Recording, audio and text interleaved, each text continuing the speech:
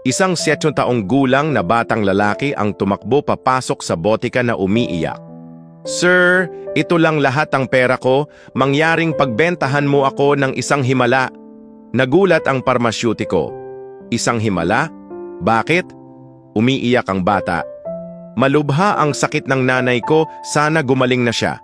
Ito lang lahat ang ipon ko, mabibili ba nito ang isang himala?" Nagpipigil ng luha ang parmasyutiko. "Iho, ang mga himala ay walang presyo. Si Jesus lamang ang makapagkakaloob ng mga ito.